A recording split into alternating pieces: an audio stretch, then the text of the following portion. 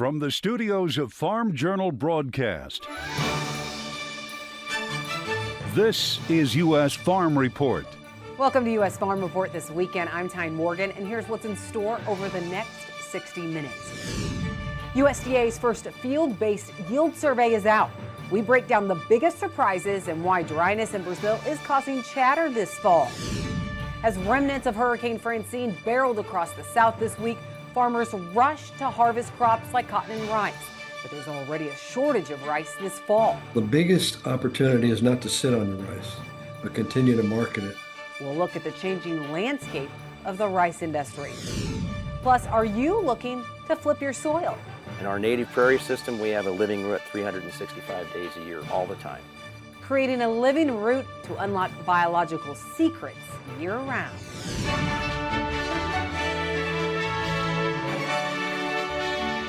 Now for the news, USDA was expecting some big corn and soybean crops this year, and many analysts thought the agency would make a cut to yields in its latest supply and demand report that was released on Thursday. Instead, USDA bumping them up a half a bushel. It's now calling for corn yields at 183.6 bushels to the acre. It also raised production by 39 million bushels based on those higher yields to 15.2 billion bushels. And for soybeans, yields are unchanged from August, staying at 53.2 bushels per acre, but production is lowered by 3 million bushels to 4.6 billion. And checking ending stocks, corn at 1.8 billion bushels of old crop, which is 55 million lower. And for soybeans, old crop at 340 million bushels, 550 million new, down 10 million from last month. Wheat at 702 million, old 828 million bushels new, no changes from last month. Well, it's been a tough week for farmers and ranchers along the Gulf Coast. They're now assessing the damage caused by Hurricane Francine.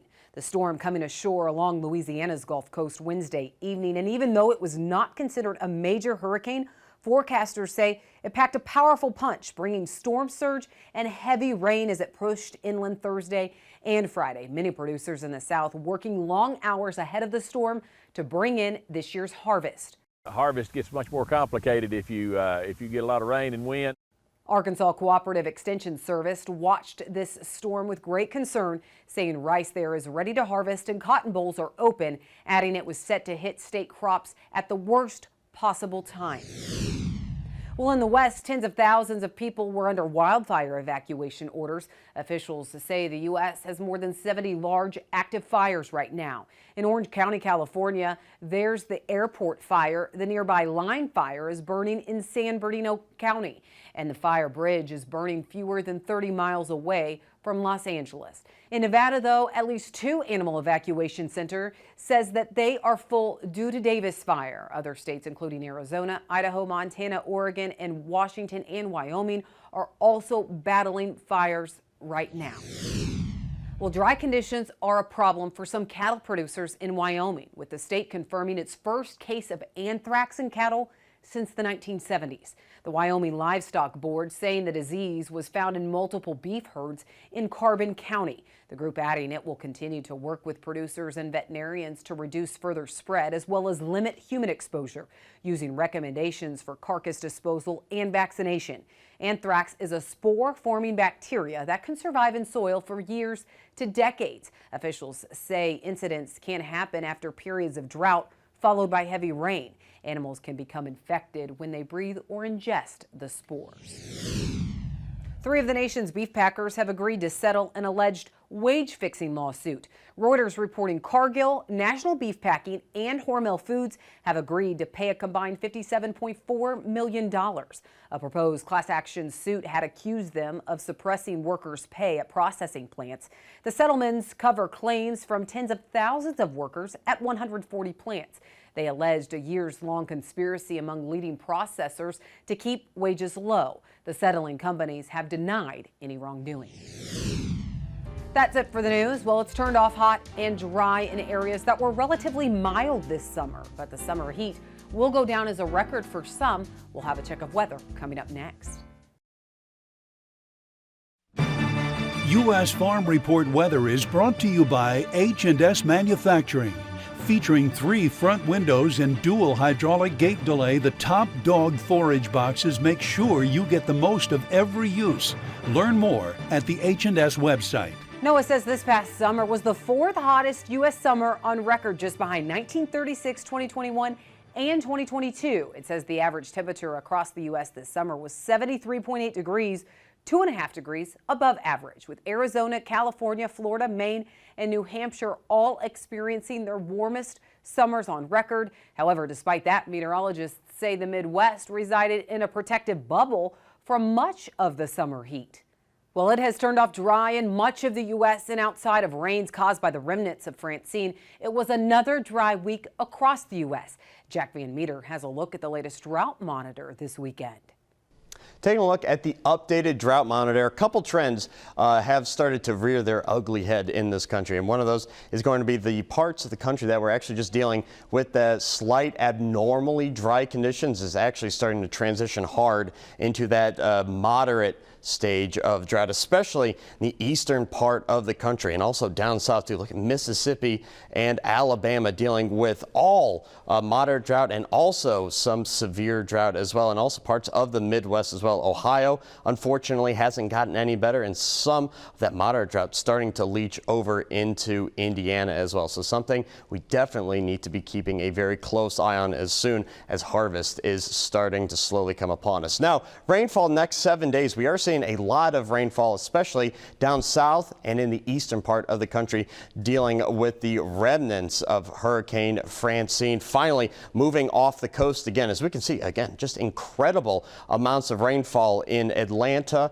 and over by Wilmington as well. As we can see, over 3 inches of rain easily, and also looking at some more rain up here in Montana as we start to see another trough start to develop off of Vancouver, just dipping down, giving them just a little bit more moisture, which is great news too, because they've also been dealing with those abnormally dry and those very, very strong drought conditions that are starting to set up over the country. And again, everything's just being driven by the jet stream. So let's go ahead, put that in motion, kind of explain why some portions of the country are just seeing just incredible lack of rainfall and others are actually seeing pretty plentiful amounts of rainfall as well. So as I put this in motion, what we can see again, it's that ridge and trough relationship really start to set up. Again, in the eastern part of the country, pretty much Midwest and east, going to be dealing with that high pressure trough, really forcing the jet stream well up and actually into Canada, and seeing those summertime temperatures for right now in September, which is pretty actually unusual for this time of year. Now out west though, we're starting to see the jet stream dip a little bit as that low pressure trough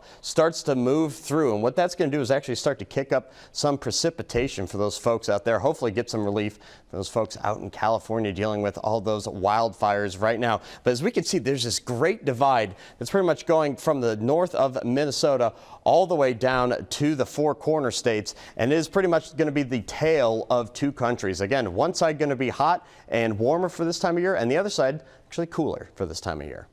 Well, did the weather really take a bite out of the U.S. soybean crop this year? We have the latest look at USDA as well as what surprised analysts. Matt Bennett and Arland Sudman join me to discuss markets right after the break.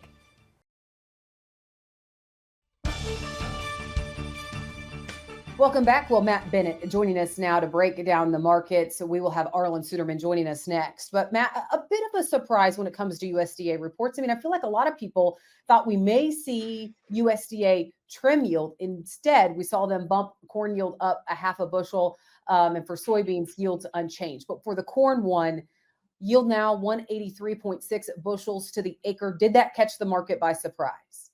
Yeah, I think it did. You know, when you look historically, for instance, at the Pro Farmer Tour, whenever they come in below USDA, typically like 65% of the time, that September report actually comes down.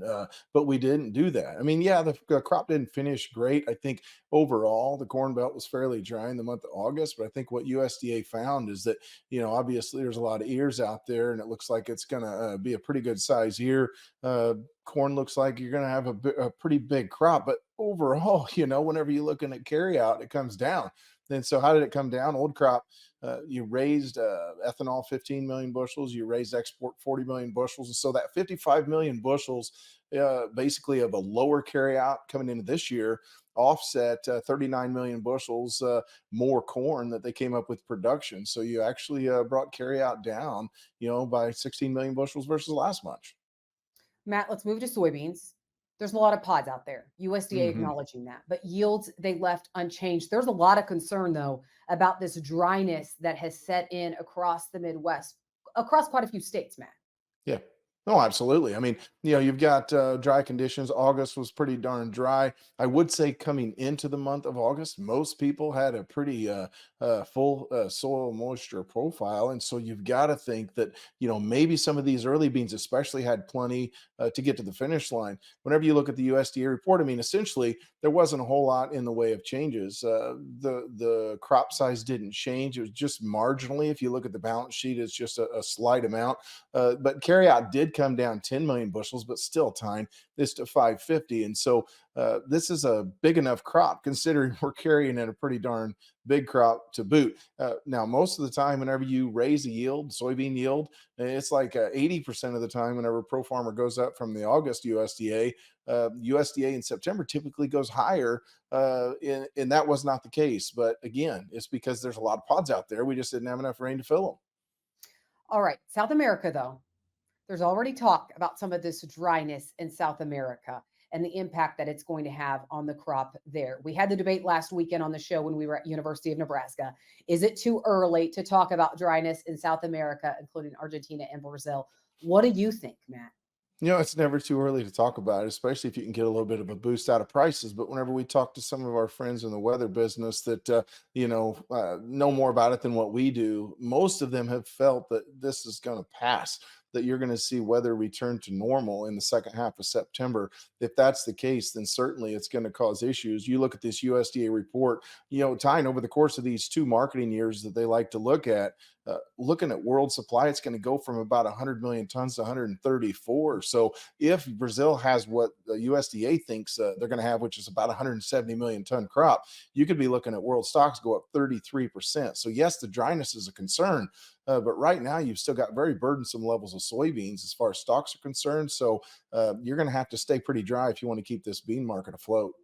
One thing we've heard from Nebraska farmers when we were there last week was, they're going to store everything. They're going to put them in bags. I mean, they're looking for as much storage as possible. If a farmer is weighing, do I sell or do I store this fall? What do you want them to know, Matt? The problem I think with soybeans is just what the world situation is. We're awash in beans, both domestically and worldwide. I think with corn, you could start to make a little bit of a story, actually, Tanya. You're going to have to get out past harvest most likely. But with input costs being high, I do think that farmers are scaling back just a little bit on fertilizer. There's a lot of talk that maybe acreage could be down again next year. And with the Argentine grower already saying they're going to plant less corn and the Brazilian grower saying they're not going to plant more corn, I think you can start to make a little bit of a story. So you don't have quite the burdensome levels of world stocks on corn. I can go ahead and go along with storage. I'm okay with it. Commercial storage, it gets a little trickier because for sure it's pretty expensive to do so. The last thing you got to figure in, Tyne, is of course, what's the cost of your money? Because it's certainly not cheap right now to have money borrowed.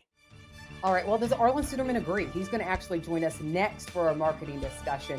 We appreciate you joining us this weekend. Matt, we need to take a quick break and then we'll be right back.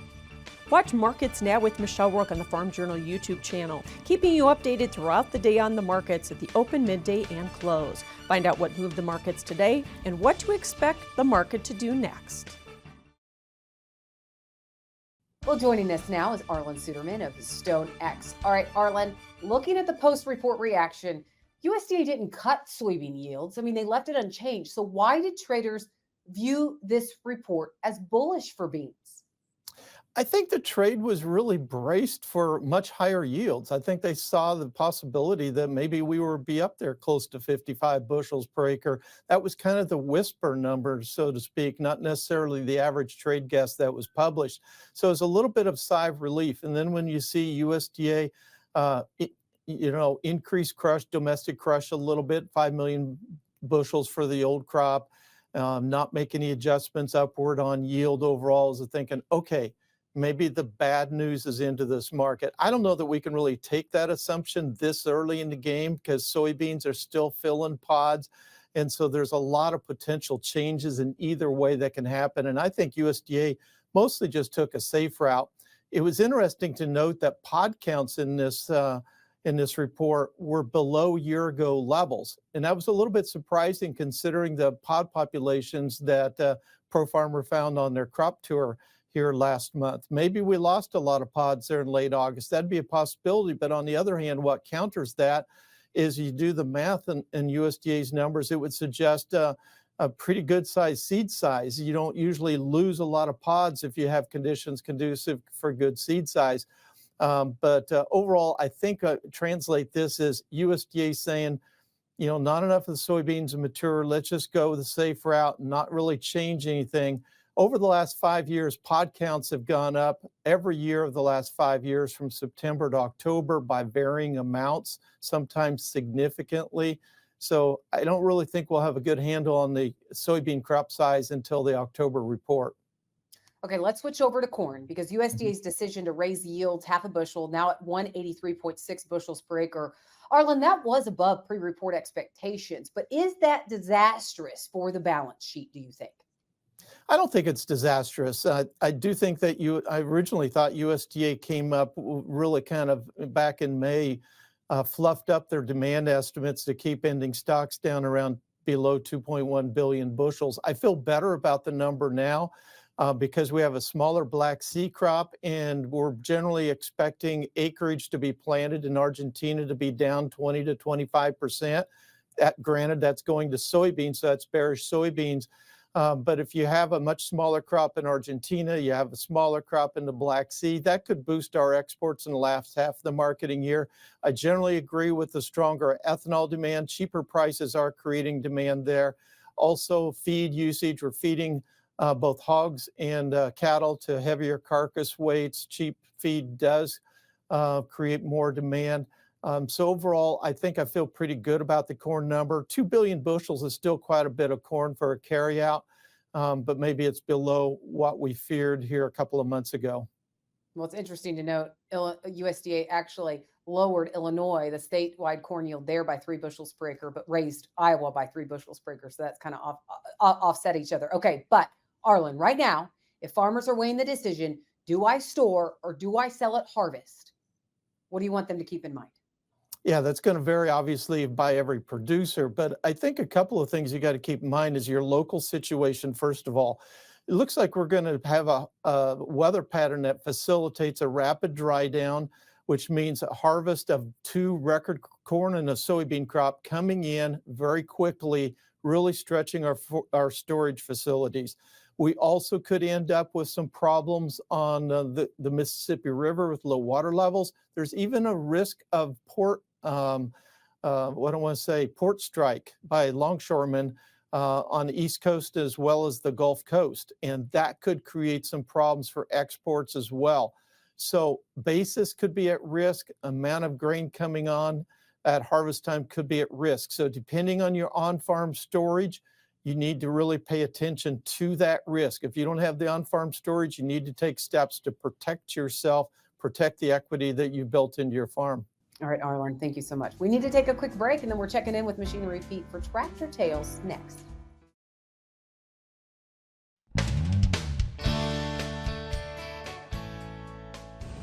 Welcome back to Tractor Tales, folks. This week we're off to Michigan to visit with a retired 93-year-old farmer about his classic Farmall Cub. It was a little Cub Farmall tractor. I bought it in 1967. I needed something to plow snow instead of shoveling snow. And I had a snowplow built for it, and I worked on it. A number of years later, I bought a front-end loader on it, and I took the bucket off and put the blade on, and I could really push the snow. We've had a lot of problems with it, rebuilding it, and putting new parts in it. The last couple of years, my grandson, we tore everything apart and rebuilt it and restored it, and he painted it, and he put a lot of time in it. We had a lot of fun, a lot of enjoyment on it over the years. First love that you have with some piece of machinery. I saw one go across the road one day. I said, I gotta have one of them, and I finally bought one.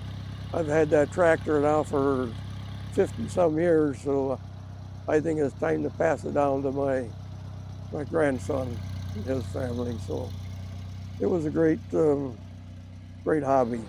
Well, I'm gonna miss it probably. I'm gonna be 93 years old pretty soon. And I have a hard time getting up on it now, so it's time for me to pass it along. Well, if you walk into the grocery store today, you may notice more rice brands to choose from. That's because some farmers have decided to control what they can, starting their own rice mill. It's a relatively new change and one that is changing the landscape of the rice industry right here in the U.S. We'll explore that next. You're watching U.S. Farm Report. Trusted, timely, tradition.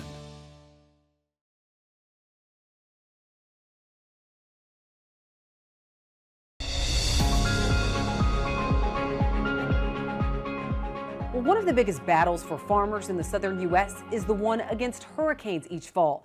This week, as Hurricane Francine prepared to make landfall, farmers across the South, especially Mississippi and Arkansas, rushed to harvest their crops, making it a stressful and sleepless week. Arkansas has been the nation's leading rice-producing state for over 50 years. And as we show you this weekend, no matter the challenge, farmers are finding a way to cultivate a future for rice.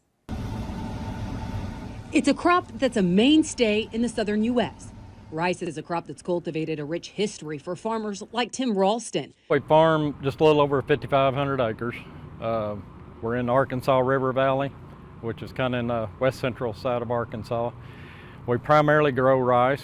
The Ralston family has farmed here for 3 generations, even sowing seeds that sprouted into their own rice brand, Ralston Family Farms. We've been blessed to get it in about 8,000 grocery stores across the United States, and also sell it into restaurant service. With 6 different varieties of rice, the Ralstons have fostered their own growth. We're on a journey to become 100% regenerative, and we're well underway with that. This fall, they have plans to plant cover crops on every single acre, harnessing a plan that's allowing them to thrive in their own way. By using the cover crops and using those cover crops as kind of a mulch in the spring when we plant, as we're planting directly into those cover crops, it helps us reduce our dependence on synthetic chemicals and fertilize, and at the end of the day, that's where we're wanting to head. From cereal to winter peas to radishes and clover, it's a 5-way mix that's been a recipe that works for them. We get a lot of rain, and so when you get a lot of rain in the fall right behind those cover crops being planted, you got to have something that's a survivor. Ralston admits they're still learning, but the family is mastering their trade in every aspect, from start to finish. We've got a zero waste facility. Everything that comes into the mill gets used for a purpose. When the rough rice is harvested, it comes in a husk. The husks are used to feed poultry, with some of it also turned into compost, and that compost goes back on their own farm. Any of the bran that we choose to take off of the rice, it's used in our cattle operation here on the farm. Any of the brokens and the off-colored kernels that we take out of the mix prior to going to the package with it, that's utilized in the pet food industry. But it doesn't stop there. In 2016, the family decided to invest in their own rice mill. But what makes it so unique is they found a way to create no waste. Even the dust that comes off of the product, the rough rice as it's coming in, that too is captured and utilized back as cattle feed. So nothing that comes in this facility doesn't have a good purpose, you know. From the zero waste with the rice to the solar panels that now span across 8 acres, the regenerative journey is now even certified by Regenified. We're proud of the way it looks now, but I think you come back in 10 years, we'll have a lot to show for our efforts. Ralston is proud of what they've accomplished so far, from the decision to be 100% regenerative to vertically integrating with their own rice. And we just view this as a generational opportunity for the family, because it's a lot of investment, a lot of work, but if it's something that will last throughout generations. The Ralstons are just one example of how the rice industry is seeing drastic change, with more farmers looking into owning and operating their own mills. So I think what's going to happen is that we're going to become more like Brazil over time, where there's going to be more competition from large farmers that are very sophisticated and involved in the market. And that's all a good thing, because then the farmer gets to see it like a miller sees it. Milo Hamilton has been in the rice industry for over 4 decades. He says the technology for farmer-owned mills was perfected by Brazil, but is now taking over the rice industry in the U.S. What you're seeing as a result of that, if you go to the grocery or whatever, you're seeing more private packages that you wouldn't have recognized before. Typically, 40% of the rice grown in the U.S. is eaten and consumed here at home, while 60% is exported. Another one of the challenges that I think the farmers have for the U.S., but I think is a huge opportunity if we can get around it, is to do more identity preserved varieties. And that'll help our export markets because a lot of the Latin American markets want certain types of rice, certain varieties of rice. And John Anderson, who's also in the rice industry, says that could be a new area of growth for an industry that relies on export markets year to year. I personally have been involved with exporting some large amounts of rice that is variety specific, and that fetches a premium, and it's an opportunity. It's a way for us to gain more market share. Prices for rice are good this year, largely because of a shortage of rice in South America. We're seeing a lack of rice because of the problems with the El Nino in the last 2 or 3 years in the Far East, and we're working our way out of it. We're pretty much out of it now. On Thursday, USDA's updated WASDE report showed slightly larger supplies with higher ending stocks. Yet Hamilton says the rice industry is experiencing something extremely unusual with today's prices. Brazil is about $5 a hundredweight higher than the U.S., and I watch that relationship very closely. Normally at this time of the year, the Brazil is lower than ours because we've run out of rice. Hamilton says that means there won't be much competition until December or even January of next year, which means growers could be seeing some of their highest prices this fall. Then the South American crop comes on and it's a whole different ballgame. So between now and the end of the year, we should be pricing a lot of our rice and do it slowly. Don't do it quickly. As of Monday, USDA reported 54% of the U.S. rice crop had been harvested. That is 21 points ahead of average and 12 points quicker than last year's pace. And in the coming weeks, we'll try to uncover how much of those southern crops were damaged by the remnants of Hurricane Francine. Well, when we come back, there could be a change and a new top importer of U.S. corn. Ag Around the World is next.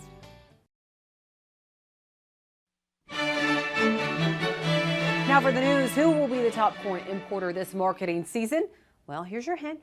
It may not be China.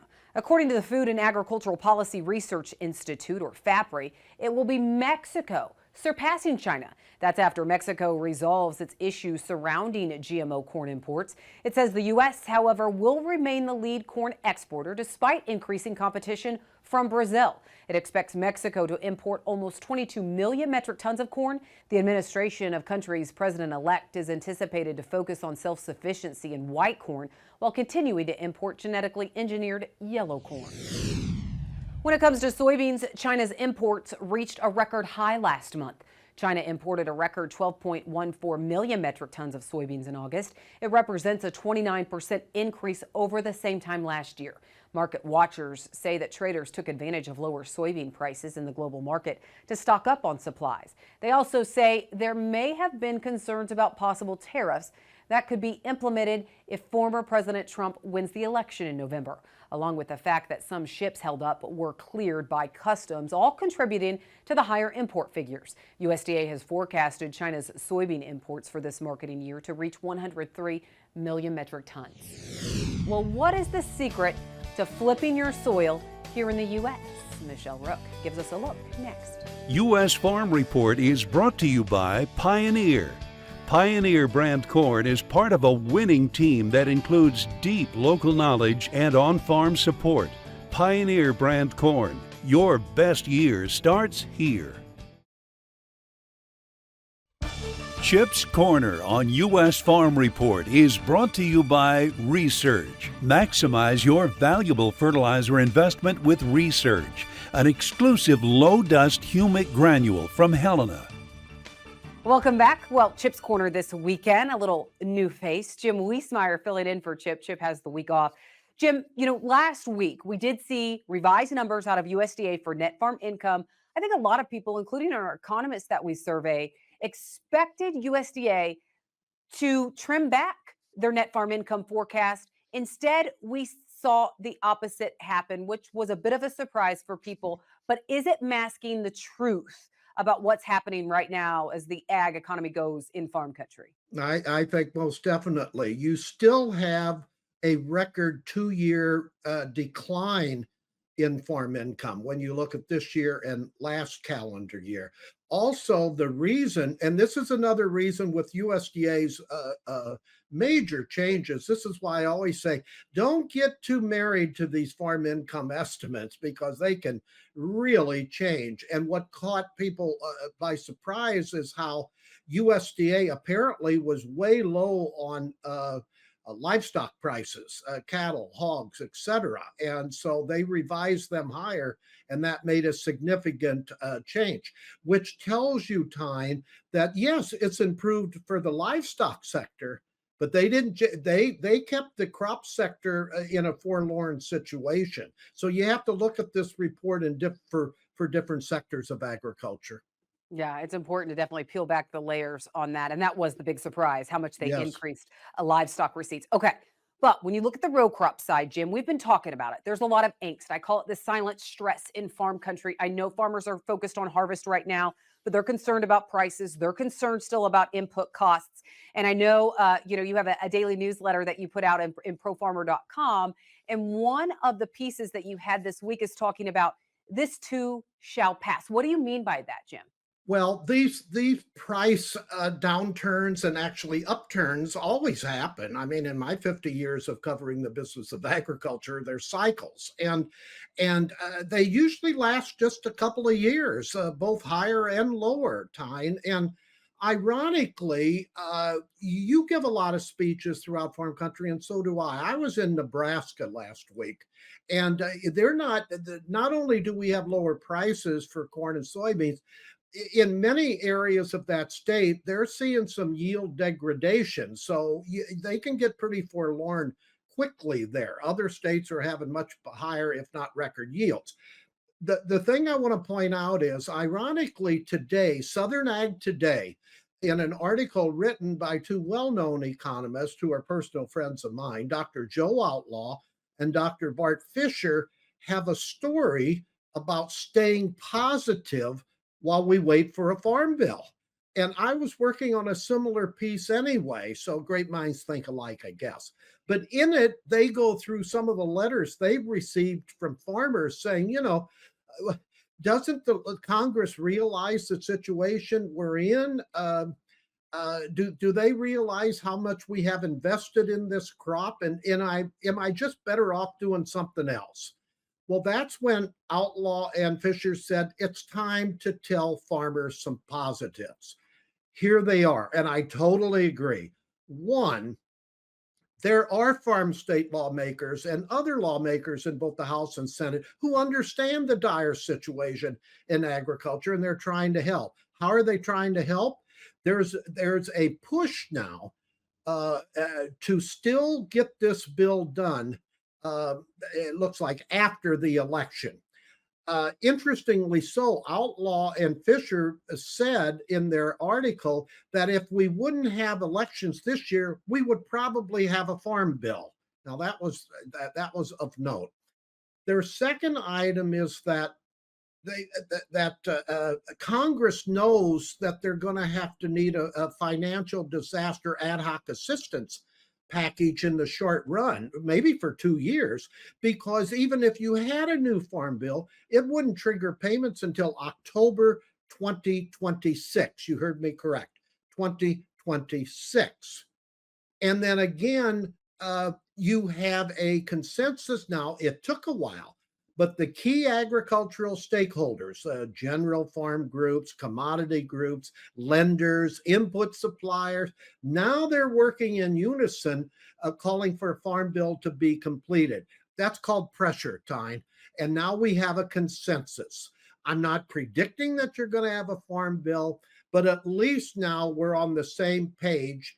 And I want to add one other thing. The ranking member on the House Ag Committee, David Scott, Democrat from Georgia, wrote a bill to the leadership imploring that both Republicans and Democrats now should work together to get a bill through. And so at least we have the makings of a short-term ad hoc disaster assistance and financial assistance, if you will. And then the push, whether it's after the election or sometime in the new Congress in 2025, they're going to get this thing done. All right. Well, it's always nice to find some positives, especially when there's so much pressures out there. Jim Wiesmeyer, thank you so much. And if you enjoy hearing Jim's commentary and staying up to date on not only what's happening with policy, but also news, Pro Farmers actually this coming week is hosting their biggest sale ever. So if you want to subscribe, you can go to profarmer.com and do that, and you can read Jim's commentary daily. All right. Well, we need to take a quick break, and then we'll have much more right here on U.S. Farm Report. U.S. Farm Report is brought to you by Smart Nutrition. Experience the latest, most efficient system for delivering sulfur and phosphate to meet your crop's needs with Smart Nutrition, MAP plus MST. Learn more at smartnutritionmst.com. Farmers that flip their soil into something healthier reap the benefits through higher productivity and profitability for the future. And as Michelle Rook shows us this weekend, there's not one secret sauce to make healthier soils. It's truly a multi-pronged approach. Organic matter in this soil is very easy to deplete, but very hard to build. However, by following the principles of soil health, farmers can pull carbon out of the air and sequester it in the ground to make it healthier. Now, it requires a systems approach to regenerate the land, something they've been doing at Jorgensen Land and Cattle for decades. The Jorgensens began their soil health journey in 1991, eliminating tillage to save moisture, time, and resources in their 12,000-acre operation. And it's the first of 5 soil health principles. Number one is we don't disturb the soil, okay? No till. It's really, really hard to have a very healthy dynamic soil system if you're going to be including tillage in that program. It's just, it breaks down the textures. It impedes on the biological effects of the soil, so don't till. That goes hand in hand with making sure there's cover or armor on the soil at all times. We want to leave some residues on that soil surface, just like the skin on our bodies. It's there to protect our bones. So without that residue there, the soil becomes very delicate, so it's going to be harmed by wind, by rain. He says diversity is also important, and Jorgensens have a 6-year crop rotation. Mother Nature doesn't have anything in a singular form growing by itself in nature. So we want to have a diverse rotation and or adding cover crops to that thing all the time. Cover crops help provide a living root in the soil for as long as possible. In our native prairie system, we have a living root 365 days a year, all the time. When you have a living root, you have a place to maintain and host biological activity. And last but not least, he says, find a way to integrate livestock. It's absolutely the most important part because that's the system that cycles all the residues and then puts back in the nutrient form and in biological form the waste. And I think that's the key factor. The result is their soil is alive and teeming with microorganisms, has little to no erosion, increased water infiltration, and holding capacity, which all builds organic matter over time. We've been doing this for a long time, and we average a little over 4.5%. In this part of the world, that's pretty good. And that makes their soil more resilient to all the extremes Mother Nature throws at them today and in the future. I'm Michelle Rook reporting for Ag Day. Thanks, Michelle. Well, it's the costliest pest in soybeans. We'll tell you what it is and from the farm next. Yield Builders on U.S. Farm Report is brought to you by Syngenta, where better yield is the better deal. Find out how to unleash your yield potential at syngenta-us.com/better yield. Well, farmers have various strategies at their fingertips to help build yield. One that's often overlooked by soybean growers is soybean cyst nematode management. But did you know that soybean cyst nematode is actually the most costly pest in soybeans? It can cost producers $1.5 billion annually. SCN often goes undetected in soybeans, but those fields can still have up to 30% yield loss without above ground symptoms. The first step in detection is soil testing, which is offered free in many states. Dylan Mangel, an extension plant pathologist at the University of Nebraska-Lincoln, says once a producer determines that they have SCN, he says they can take 3 steps to manage it, including rotating to non-host crops like corn. The next thing you can do is use resistant varieties. There's 2 common resistance sources available. They're called Peking and PI-88788. This PI-88788 has been declining. It's been in use for many years and it's still somewhat effective, but we're recommending growers try to utilize that Peking resistance source more often in their rotations. Mangel says the third prong is using seed treatments, especially for higher levels of SCN, and then follow up with testing. The SCN Coalition actually has a profit checker on their website to calculate how much this pest is costing you each year. Well, from all of us at U.S. Farm Report, thank you so much for watching. We are actually on the road again next week. It's our College Roadshow from Iowa State University. The next weekend will be at Kansas State University. We hope that you join us as we work to build on our tradition. Have a great weekend, everyone.